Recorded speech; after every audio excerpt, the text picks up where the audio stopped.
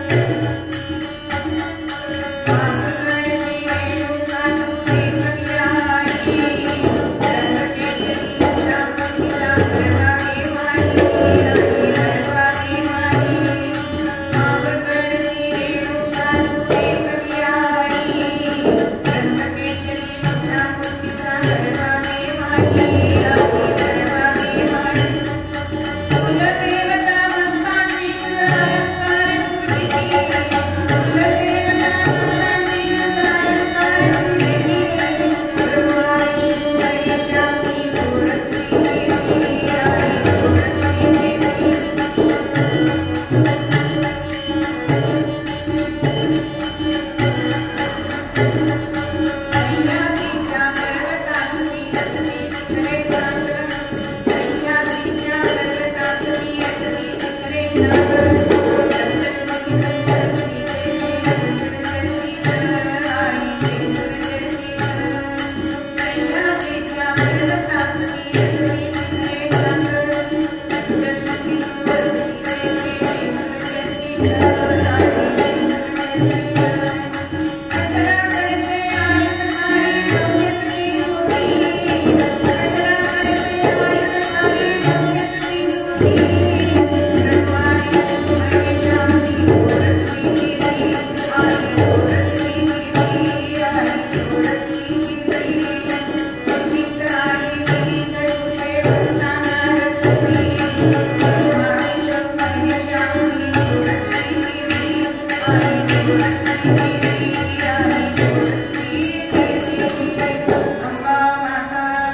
जय.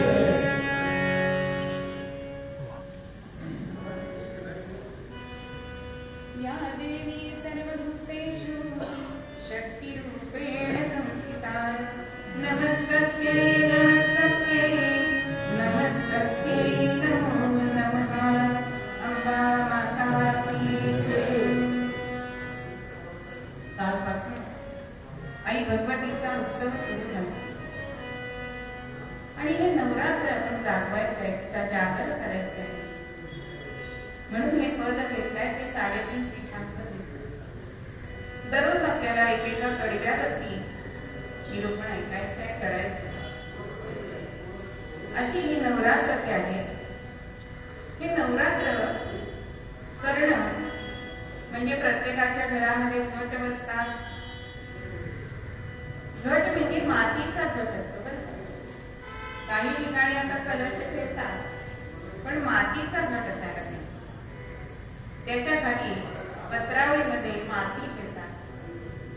त्याच्यामध्ये सप्तधान्य किंवा नवधान्य ही पेरली जातात. तिथेच दिवा लावला जातो. अहो, हे कशाचं प्रतीक आहे हा आपण कधी विचार करतो का? परंपरेने चालत आलंय ते आपण करत राहतो, पण त्या परंपरा मागचा अर्थ काय आहे हे अगदी थोडे जण जाणत असतात किंवा जाणून घेत असतात. आता असं बघायला गेलं तर हे नवरात्राचा घट मांडणं म्हणजे छोटीशी प्रयोगशाळा. कशी? आता हे सगळं साहित्य सध्या विकत मिळतं बरं का, कारण कोणाचंच वावर नाहीये सध्या. पण आपल्याच वावरातली ही माती घ्यायची असते आणि त्याच्यामध्ये नवधान्य ही पेरायची असतात. जो घट आहे त्या घटामध्ये पाणी भरून ठेवायचं असतं. त्याच्यात आंब्याची पानं घालायची असतात आणि वर नारळ ठेवायचा असतो आणि तिथेच 9 दिवस हा दिवा तेवता ठेवतात. मग ह्याचं मुख्य कारण म्हणजे आपल्याच वावरातली ही माती असल्यामुळे जे धान्य चांगलं उगवतं त्या 2 दिवसामध्ये ते धान्य पुढच्या वर्षी आपल्याला वावरामध्ये पेरायचंय म्हणजे आपल्याकडे सुबत्ता येईल ही ती प्रयोगशाळा. मग घटातलं पाणी हळूहळू त्याला झिरपत असतं. अगदी 9 दिवसात विकविक ते धान्य होतं कशावरती. म्हणजे आपण दसऱ्याला ते कुठून डोक्यात सुद्धा घालतो, भगवतीचा प्रसाद म्हणून. मग आंब्याची पानं ही शुभ सांगितलेली आहे, कारण आंब्याचं पान हे अत्यंत औषधी सांगितलेलं आहे. म्हणून भगवंतांनी एवढी पानं निर्माण केलेली आहेत. पण आपण त्यावेळी तीच पानं का वापरतो याच्या मागे सुद्धा कारण सांगितलेलं आहे की पूजेमध्ये आपण विड्याची पानं वापरतो. पूजेची यादी द्यायला सांगितली गुरुजींना की पहिली पानं विड्याची पानं 25 अशी यादीमध्ये असतं की नाही. मग विड्याचंच पान कशासाठी? तर विड्याच्या पानाचा आकार हा हृदयासारखा आहे, म्हणून आम्ही हृदयपूर्वक तुझी आम्ही पूजा करत आहोत हे त्याच्यातून आपल्याला भगवंताला सुचवायचं असतं. तशीच ही आंब्याची पानं ही अत्यंत शुभकारक आहे, म्हणून आंब्याची पानं या गणेशामध्ये ठेवली जातात. आणि जे धान्य आपण तिथे पेरतो हे तिथे जे चांगलं उगवेल नवधान्यांपैकी ते आपण पुढच्या वर्षी आपल्या वावरामध्ये पेरायचं असतं. म्हणजे भगवती हे सूचित करत असते की तुझ्या दृष्टीने चांगलं काय आहे. आपल्यासारख्या सामान्य माणसांना आपल्याला कळत नाही, दुसऱ्यांनी पेरलं ते आपण पेरू शकतो, पण आपलं हित कशात आहे हे कसं सद्गुरूंना कळतं तसं त्या भगवतीला सुद्धा, कारण ती मातृरूपेण आहे. आईला आपल्या मुलाचं हित कळतं की नाही, कोणत्या आधारावर कोणतं पथ्य करावं हे आईला समजतं की नाही, की त्यावेळी त्याला नको ते खायला देत नाही, कितीही ते मुख रागवलं तरी सुद्धा.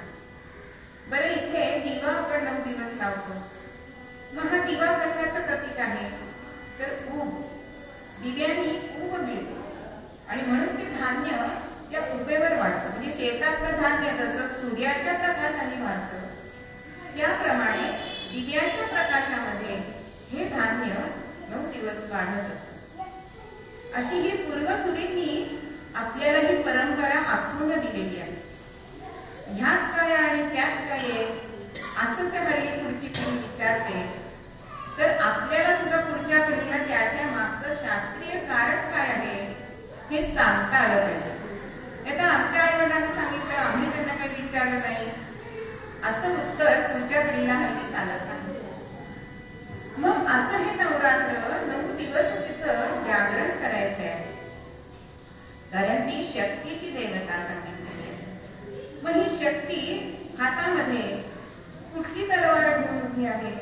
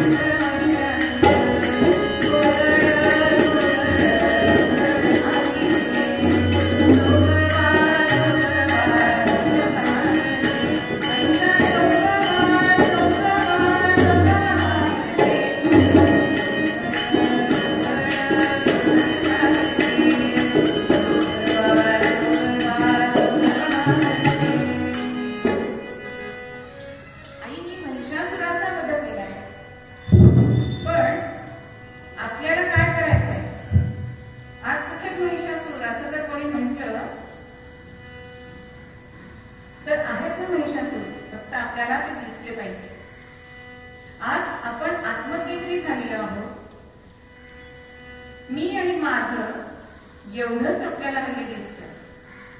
समाजात काय चाललंय हे बघायची वृत्तीच राहिलेली नाहीये. म्हणून काम क्रोध हे असुर आपल्याला मारायचे. क्रोध तर सगळ्यांनाच येतोय कायम, जरा म्हटलं की नाकावर राग आहेच.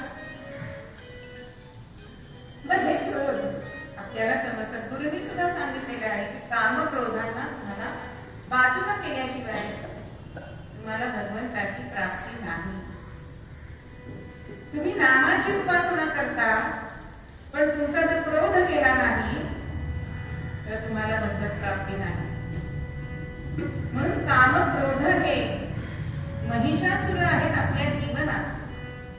मग त्यांना आपल्याला ठार मारायचंय. मग हे कशाने मारणार? तर आपली वृत्ती ही आपण सद्गुरूंना भगवतीला ही जर आपण अनन्य भावाने त्यांना शरण गेलो तर पुढचं काम ते करतात. ते आपल्याला करावं लागत नाही. कारण ह्या भगवतीने सुद्धा सत्वगुणाची तलवार हाती घेतलेली आहे. जे आपल्याकडे 3 गुण सांगितले की सत्व, रज आणि तम. हे सत्व, रज, तम गुण हे आपल्या आयुष्यात सतत असतात. आणि जो गुण वाढीस लागतो, जास्त त्याचं प्राबल्य असतं, तसा तो मनुष्य वाढत असतो. बघा, सकाळपासून सुद्धा 3 गुण आपल्या या दिवसाभरामध्ये आपल्याला दिसतात. आपण थोडंसं सूक्ष्म निरीक्षण केलं तर बघा, सकाळी आपण जेव्हा उठतो तेव्हा सत्वगुण असतो. म्हणून आपल्याला सद्गुरू सांगतात की नाही की अमृत वेळ त्यावेळी तुम्ही नामस्मरण करा. परमार्थ तुमचा तुम्हाला जो करायचा आहे तो सकाळच्या वेळी करा, म्हणजे 3 ते 6 या दरम्यानमध्ये. एकाने विचारलं बरं का, हीच वेळ कशासाठी? प्रश्न विचारायला काहीही चालतं बरं का, पण आम्हाला कीर्तनकाराला तर द्यावी लागतात आणि ती सुद्धा हल्लीच्या भाषेत द्यावी लागतात.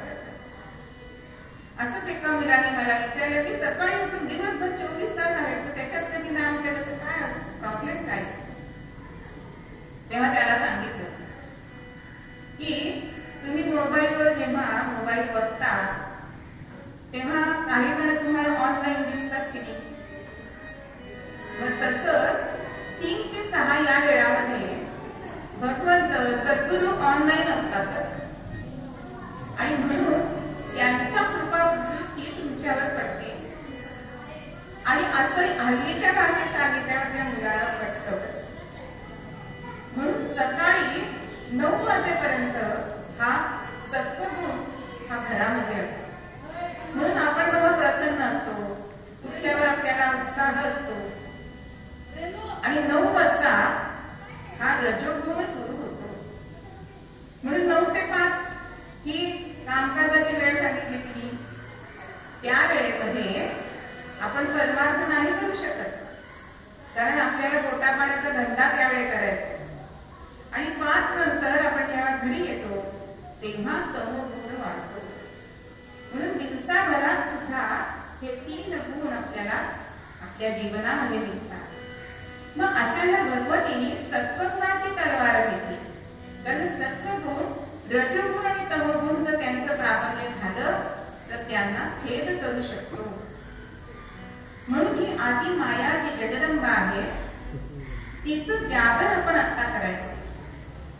आपण 9 दिवस डोळ्यात तेल घालून तिचा दिवा जळतोय की नाही, तेलतोय की नाही हे बघत असतो. पण सद्यस्थितीमध्ये आपला कुलदीपक काय करतोय त्याच्या बाबतीत आपण जागरूक आहोत का? हा सुद्धा प्रत्येक गृहिणींनी विचार करायला पाहिजे. आपला मुलगा कुलदीपक हा कोणाच्या समितीमध्ये आहे हे जरा आपण बघायला पाहिजे. कारण हल्ली मुलं घरातून निघताना चांगली निघतात बरं का, मुली सुद्धा, आणि बाहेर गेल्यानंतर मैत्रिणींकडे नको ते कपडे घालून पुढे कॉलेजला जातात. हे हल्ली दृश्य आहे.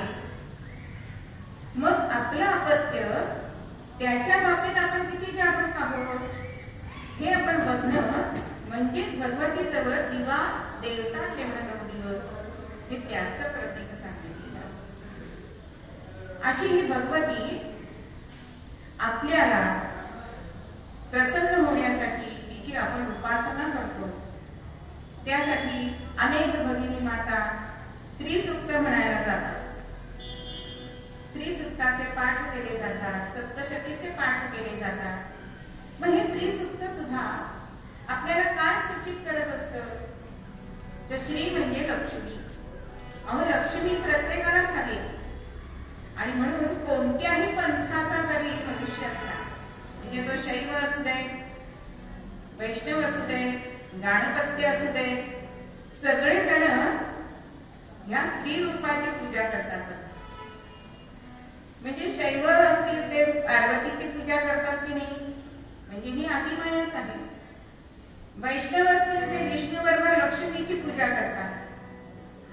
गाणपत्य असतील ते रिद्धी सिद्धीची, म्हणजे आपल्याला सिद्धी प्राप्त व्हाव्या म्हणून कुठल्याही पंथाचा जरी असला तरी तो भक्त शक्तीची देवता करताना आपल्याला दिसतो, तिची उपासना करताना दिसतो.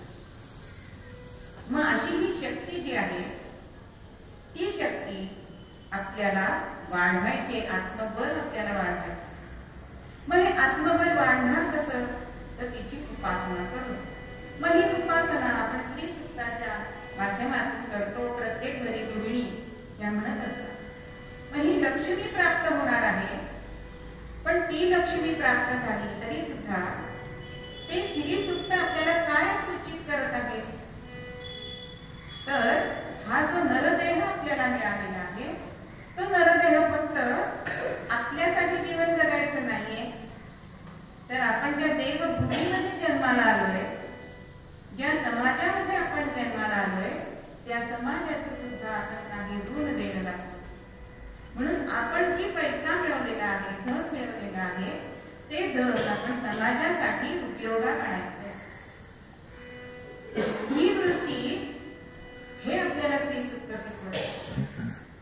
पण नुसता पाठ करणं आणि त्याच्या मागची भूमिका जाणून म्हणणं याच्यामध्ये फार फरक सांगितलं.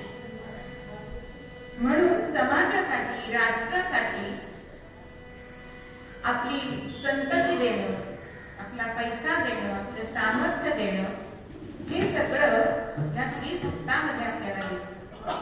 म्हणून या श्रीसूक्तामध्ये तिला आवाहन करायचंय, तिचं स्तवन करायचंय, तिला आसन द्यायचंय आणि तिची स्तुती करायची. आपली संतती प्रजा द्यायची म्हणजे काय करायचं हो? ज्यावेळी भगतसिंगांना उद्या फाशी देणार असं जेव्हा झालं, तेव्हा त्यांची माता, तिच्या डोळ्यामध्ये अश्रू उत्पन्न झाले, डोळ्यातून अश्रू वाहू लागले. तर अनेकांना असं वाटलं की आता उद्या आपला मुलगा फाशी जाणार म्हणूनच ही माता रडत आहे. पण त्या मातेने जे उत्तर दिलंय ते महत्वाचं आहे. तिने उत्तर दिलंय की आज माझ्याकडे फक्त राष्ट्रासाठी देण्यासाठी हा एकच मुलगा आहे, मला दुसरा मुलगा देता येणार नाही याचं मला वाईट वाटतं. म्हणजेच ऋण देवस्य आहे. आपण ऋषींचं जे ऋण फेडायचंय ते आपण ह्या माध्यमातून फेडू शकतो. अशी ही दुसऱ्या कडव्यामध्ये आपल्याला कवी सांगताय की तुळजापूरची तूच भवानी शिवबांची माता, महिषासुर मर्दनीच तू ग अष्टभुजा देवता. तिचं हे रूप जे महिषासुर मर्दिनीचं रूप आहे ते अत्यंत प्रलयकारी आहे, भेदक आहे, पण ते असुरांसाठी आहे. आपल्या भक्तांसाठी मात्र ती कशी आहे ते एका पदामध्ये वर्णन केलंय. माय भवानी तुझे करून खुशीत तुझी आहे सेवा मानून घे आहे सेवा मानून घे आहे मानून घे आहे.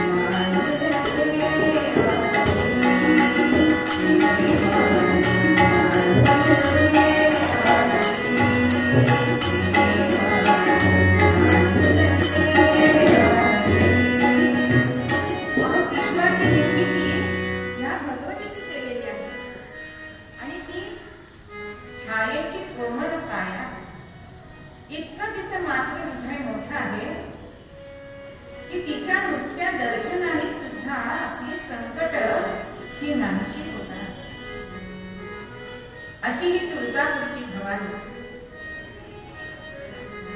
शिवबांची कुलदेवता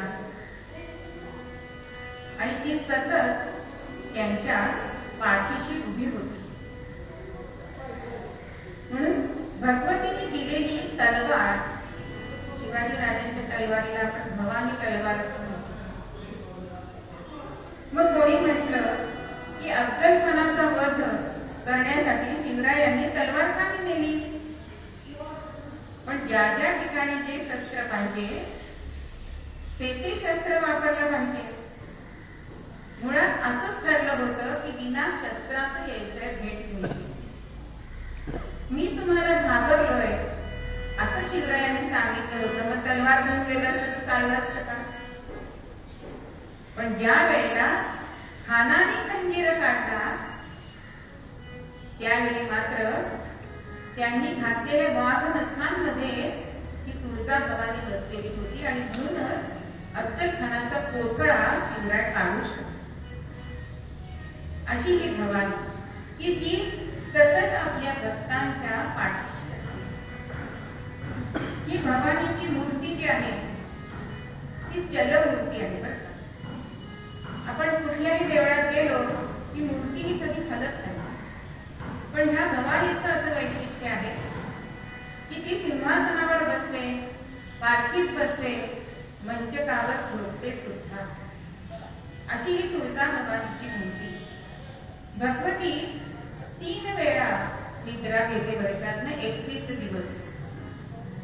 या तिन्ही निद्रांना वेगवेगळी नावं आहेत. भाद्रपद पितृ पंधरवड्यातली जी अष्टमी आहे ही सर्व पितृ अमावस्यापर्यंत तिची जी निद्रा आहे ती घोर निद्रा सांगितलेली आहे. आणि त्यावेळेला हे सगळे भक्तजन की निद्रिस्त असताना सुद्धा तिची पूजा करत असतात, आरती करत असतात आणि तिला म्हणत असतात, उठ गे माये जगदंबे, उठ जगज्जननी जगदंबे, तुझ्या औक्षणा योगिनी मातृकानी, स्मरावी सदानंदी तुळजा भवानी. झाला महालय आता देवी येते, घटस्थापने नवे पर्व आरंभ होते. बसावे आता आपण तत्तावरी, स्मरावी सदानंदी तुळजा भवानी, स्मरावी सदानंदी तुळजा भवानी. भवानी माता की जय. अशी ही तिची घोर निद्रा ही घटस्थापनेला ती उठते. त्यानंतर 9 दिवस ती युद्ध करत असते असुरांशी. आणि मग एकादशीपासून दसऱ्याला सीमोल्लंघन झालं की एकादशी ते कोजागिरी पौर्णिमा या 4 दिवस ती परत निद्रा करते. या निद्रेला तिच्या श्रमनिद्रा असं म्हटलं जातं. कारण युद्ध करून ती दमलेली आहे. आपण जेव्हा एखादं महत्वाचं काम करून येतो तेव्हा आपल्याला जशी विश्रांतीची आवश्यकता असते तशी ह्या भगवतीला सुद्धा असते. म्हणून ही श्रमनिद्रा. आणि पौषामध्ये ती निद्रिस्त होते त्यावेळी तिला त्या निद्रेला नाव आहे मोहनिद्रा. अशी ही भगवती सगळ्या संतांना सुद्धा सगळ्या संतांनी तिचं स्मरण केलेलं दिसतं आपापल्या अभंगात. असंच एक नाथांचं भारूड आपल्याला आठवतं आणि ते भारूड म्हणजे सत्वर पावगं मला भवानी आई लोका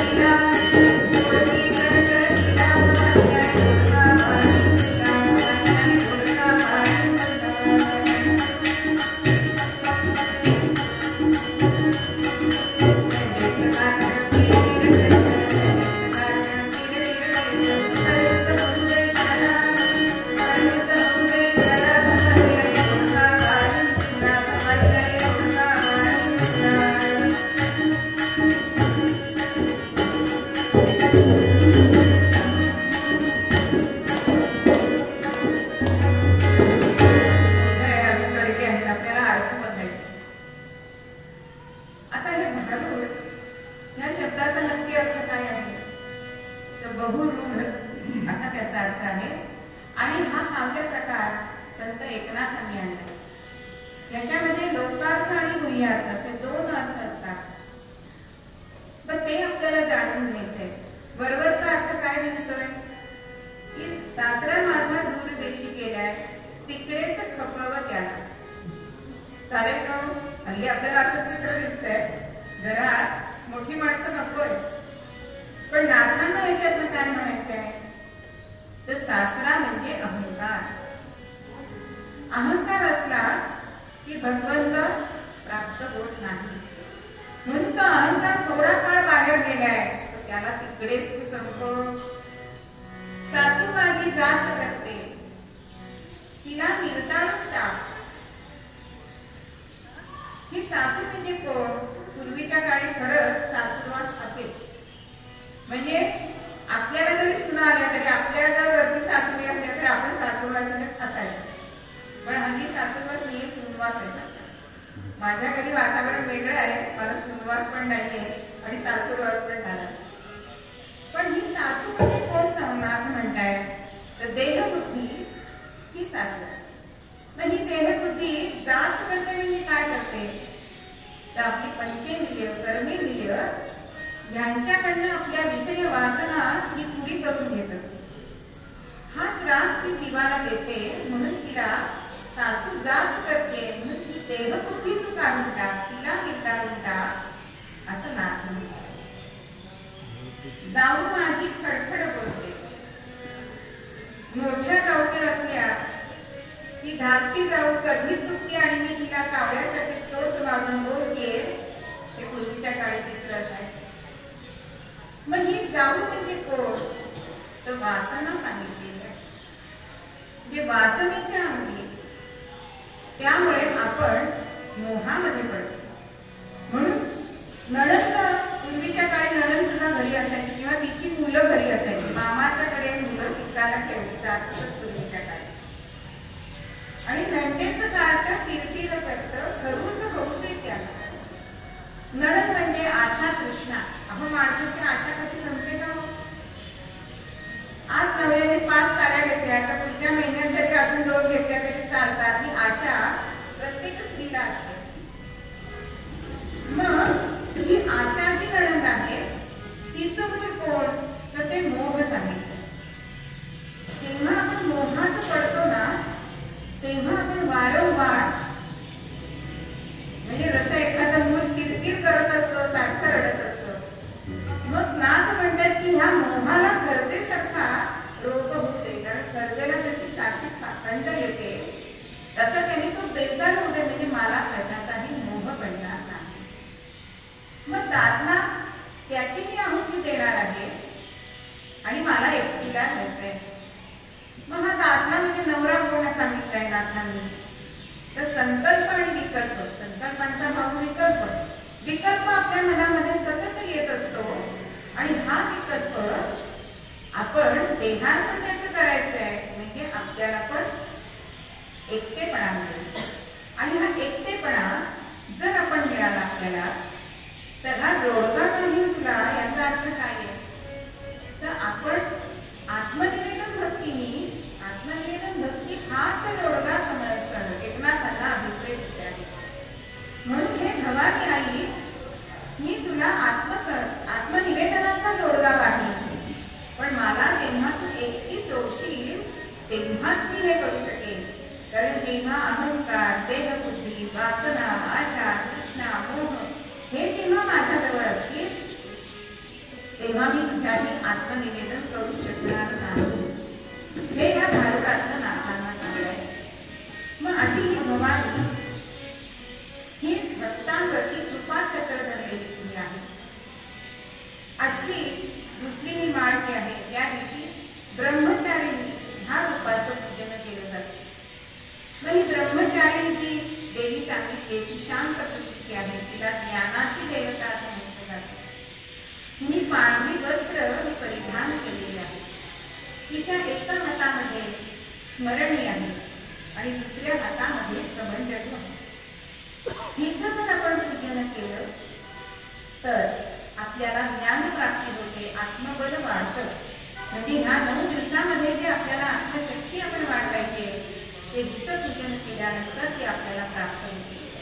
हिला फळं, खीर, दुधातले पदार्थ असे जर आपण अर्पण केले तर ती आपल्यावर जास्त प्रसन्न होते आणि हिचं पूजन केल्यानंतर शंकर भगवानांची सुद्धा कृपा ही आपल्यावर होते.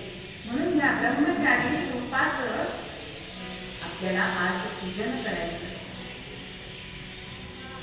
आजचं तिचं आपण स्मरण हे तिने हातामध्ये घेतलेले आहे. ती कशासाठी तिने हातात घेतले? आपण प्रत्येक जण माळेवरती जप करत असतो.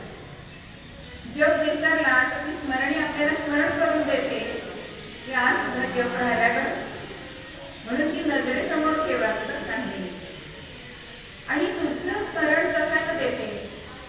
जपाचं तर देते, पण आपल्याला आपल्या स्वकर्तव्याचं स्मरण करून देणारी अशी ही स्मरणी आहे. म्हणून ही स्मरणी भगवतीने हातामध्ये धरलेली आहे. आपण सुद्धा आपलं स्वकर्तव्य कधीही चुकवायचं नसतं. आज हक्कासाठी सगळे भांडतात, पण कर्तव्य करतात का हो? कर्तव्य आणि हक्क हे एकाच नाण्याच्या दोन बाजू सांगितलेल्या आहेत. पण आज आपल्याला हक्कासाठी लोक भांडताना दिसतात, कर्तव्य मात्र करत नाही. आई वडिलांची संपत्तीची वाटणी होते, पण आई वडिलांना सांभाळायचं कुणी हे कर्तव्य आज केलेलं दिसत नाही. त्यांना वृद्धाश्रमाची वाट दाखवली जाते किंवा परदेशात नेतो म्हणून विमानतळावर सोडलं जातं. कितीतरी आपल्याला दृष्टांत देता येते. पण मातृरूपेण असलेली अशी ती भगवती ही प्रत्यक्ष आई ही आपली भगवतीच आहे. पण मातृदेवतो नमः असं आपल्याकडे म्हटलेलं आहे. कारण ही मातृरूपिणी जी आहे ही सतत आपल्यावरती कृपा छाया धरलेली असते. आजचा रंग जो आहे तो लाल रंग आहे. मग लाल रंग हा प्रारंभिक रंग म्हणून ओळखला जातो. लाल रंग आपल्याला आकृष्ट करून घेणारा आहे. त्याच्यावरती इतर रंगांचा परिणाम होत नाही. म्हणून भगवतीला सुद्धा लाल रंग आवडतो. आपण तिचं पूजन करताना तिला जर लाल वस्त्र दिलं, आपण बसण्यासाठी जर लाल आसन घेतलं तर ती आपल्या भक्तीवरती जास्त लवकर आकृष्ट होते. आपल्या जीवनामध्ये सुद्धा कितीतरी लाल रंग आहेत. पहिला लाल रंग हा आपल्या कुंकवाचा रंग लाल आहे. कितीही दागिने घातले पण कपाळी कुंकू नसलं तर कपाळी चांगली दिसते का हो? पण एक रुपया एवढा म्हणजे असं सांगितलं जातं एका खेडेगावामध्ये नवीन झालेली सून गेलेली होती आणि शेताच्या आजीकडे सासूबाईंनी सांगितले की त्यांना नमस्कार करते. आता ही सून गेली. कशी होती होती तर निंदेच घातलेली होतं. गावात जायचं म्हणून साडी नेसलेली होती. केस खाली कापलेलेच असतात, त्याला काही बांधलेलं नव्हतं आणि इतकी बारीक टिकली लावली की दिसली तर दिसली नाही तर भुकली. आता त्या आजीच्या पाया करायला गेले आणि त्या आजी बघतच लागल्या की कमाडी कुंकू कसं लावलं नाहीये. आणि म्हणून त्या आजी तिला विचारतात की काय ग तुझ्या नवऱ्याला पगार तरी किती आहे? ती म्हणते आहे का 1.5 लाख रुपये महिना आहे. आता असं तिने सांगितल्यानंतर त्या आजीबाई म्हणतात की अगं माझ्या नवऱ्याला कमावता होता तेव्हा 60 रुपये पगार होता, पण माझं कुंकू किती मोठं आहे रुपयाला एवढं. आणि तुझ्या नवऱ्याला एवढा पगारातून तुला कुंकू खरेदी करता येत नाही. सांगायचा मुद्दा की आपली जी संस्कृती आहे ती आपण पाळायला नको का? कारण इथे कुंकू लावणं म्हणजे पुरुषांनी सुद्धा गंध हे लावलंच पाहिजे. कारण तुम्हाला जर पूजा करायला नाही मिळाली तर इथे जो भगवंत बसलेला आहे त्याचं पूजन केल्याचं पूजन मनात येतं. म्हणून प्रत्येकाच्या कपाळी पुरुषाच्या गंध असायला पाहिजे आणि स्त्रीच्या कुंकू असायला पाहिजे. हे आपल्या संस्कृतीने घालून दिलेले धडे आहे. असं हे लाल रंगाचं कुंकू. या भगवतीला सुद्धा कुंकुमार्चन केलेलं आवडतं की म्हणून आपण या नवरात्रामध्ये कुंकुमार्चन करत असतो. त्यानंतरचा रंग येतो तो रक्ताचा रंग लाल आहे.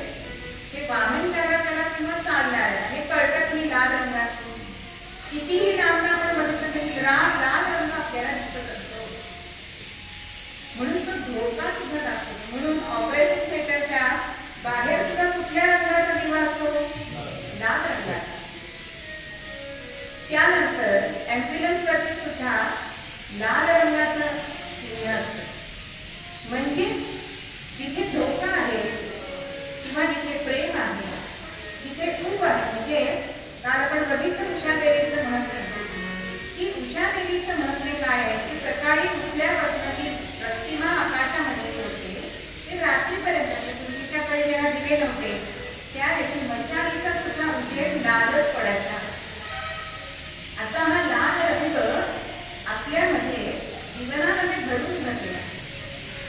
म्हणून लाल रंगाचं वस्त्र आज आपण परिधान करतो.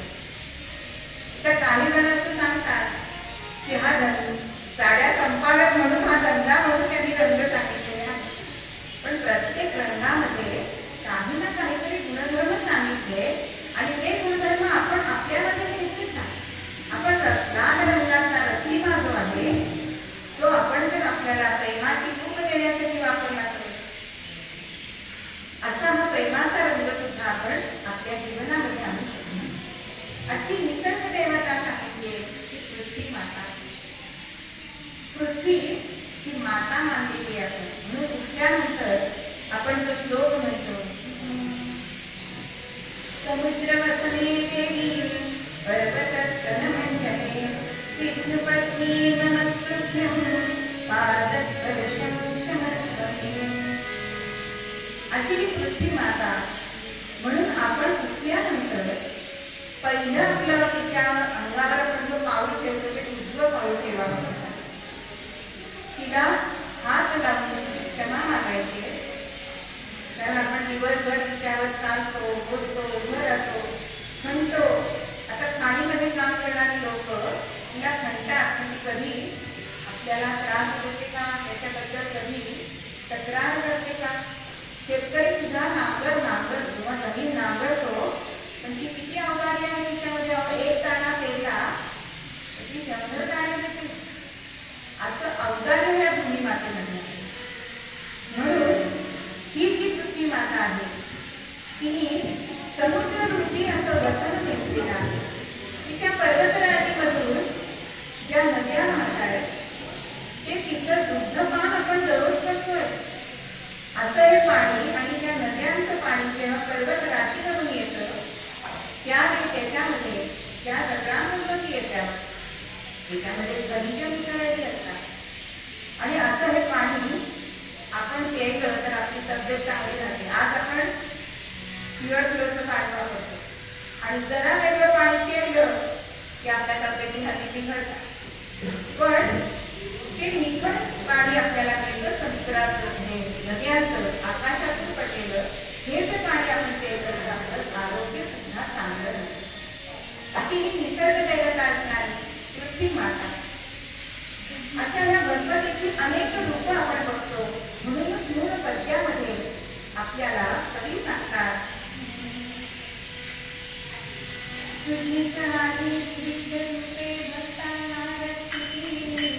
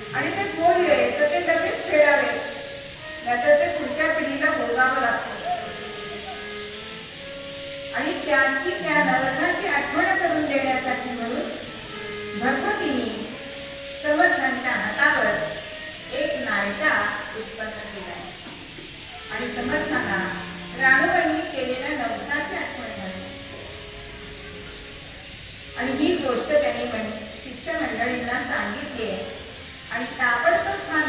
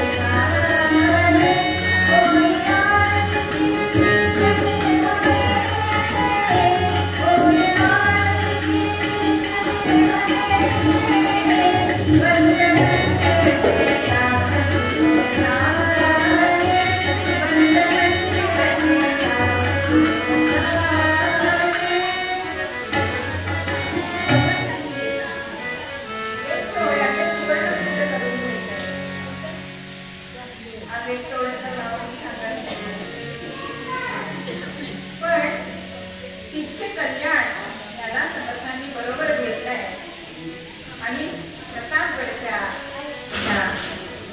भवानीला नवस फेडण्यासाठी सगळं निघाले. आता मजल दरमजल करत आले आणि इथल्या पुजाऱ्यांनी नित्य नेमाप्रमाणे वेळेवर आरती केली आणि मंदिराला कुलूप लावून ते आपापल्या स्थानी गेले. मंदिर बंद झालंय आणि समर्थ आणि कल्याण तिथे पोहोचले. आता काय करणार? आज तर नवस फेडता येणार नाही. तेव्हा कळवळून ते आईला सांगताय भवानीला की आता तुझा नवस फेडण्यासाठी मी आलेलो आहे आणि तुझं दार बंद आहे. मी कसा नवस फेडू? आणि मंडळीच्या बंधारा झाला. दरवाजे उघडले गेले आणि रामायणामध्ये कल्याण स्वामी आणि समर्थ रामदास यांनी प्रवेश केला. आता ते स्वर्ण फूल समर्थांनी घेतलंय. नवसले माझे कमी फेडूनी भगवतीला प्रार्थना समर्थ करतायत. मातेच्या लाडणी गुप्त करोनी चरणावरी अर्पुनी तुझिया चरणी प्रतापगड वासी. हे आई भगवती, तुझ्यासाठी मी हे सुवर्णाचं फूल आणलंय. ते तुझ्या चरणाची मागवलंय. मला माझ्या आईच्या ऋणातून तू मुक्त कर आणि माझा स्वीकार. आता ही प्रत्यक्ष जगत जननी भवानी माता समर्थांशी बोलू लागली.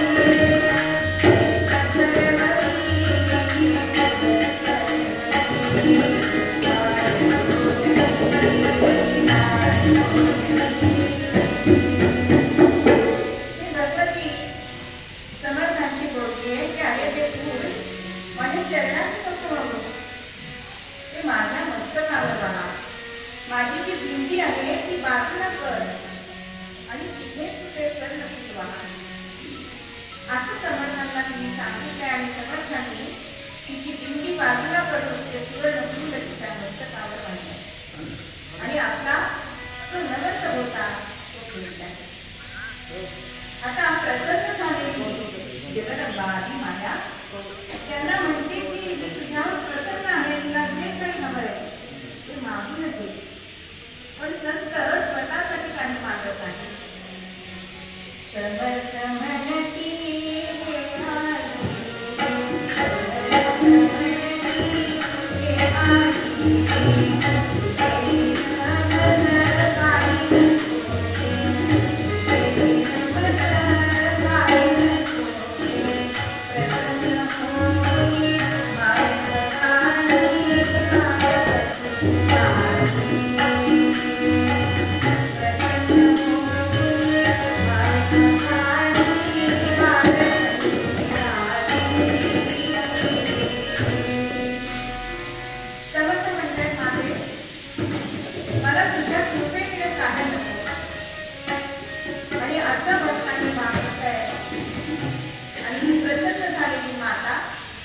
आपल्या गळ्यातला सुवर्णहार त्यांच्या गळ्यात घातला.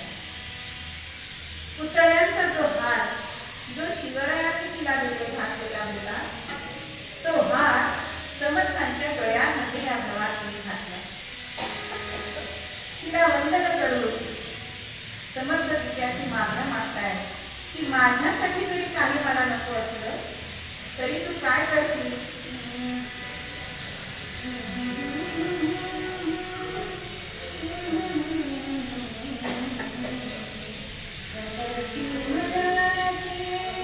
मातेला